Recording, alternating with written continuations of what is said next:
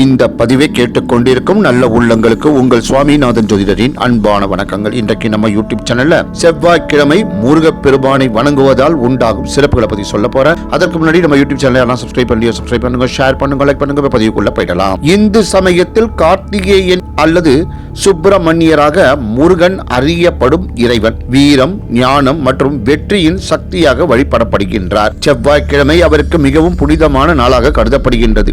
ஏனெனில் இது செவ்வாய் கிரகத்தின் நாள் என்பதால் முருகனின் சிவப்பு நிறம் மற்றும் போர் வீர சக்தியுடன் தொடர்புடையது. இந்நாளில் முருகனை வழிபடுவது பூஜை, உபவாசம், சந்தன காப்பு, கந்தசஷ்டி கவசம், ஜபம் போன்றவை பல்வேறு ஆன்மீக மற்றும் உலகியல் பலன்களை தருவதாக புராணங்கள், ஞானிகள் மற்றும் பக்தர்களின் அனுபவங்கள் கூறுகின்றன.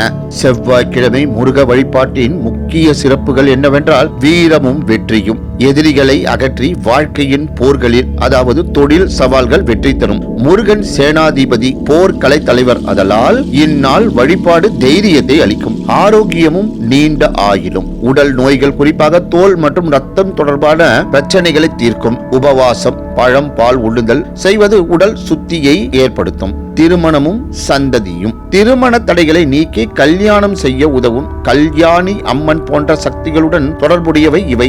குறிப்பாக பெண்கள் இந்நாள் விரதம் இருந்தால் சந்ததி பாக்கியம் கிடைக்கும்.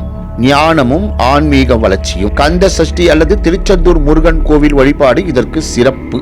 பாவ அகற்றுதலும் புண்ணியமும். செவ்வாய் தோஷம், கிரக தொந்தரவு போன்றவற்றை போக்கி குடும்ப சமாதானத்தை ஏற்படுத்தும். வழிபாட்டு முறைகள் சுருக்கமாக: உபவாசம், காலை முதல் இரவு வரை பழங்கள், பால், தேன் உண்ணுதல். பூஜை, சிவப்பு நிற ஆடைகள் அணிந்து சந்தனம், வெள்ளை பூக்கள், தேங்காய், தேன் படைத்தல்.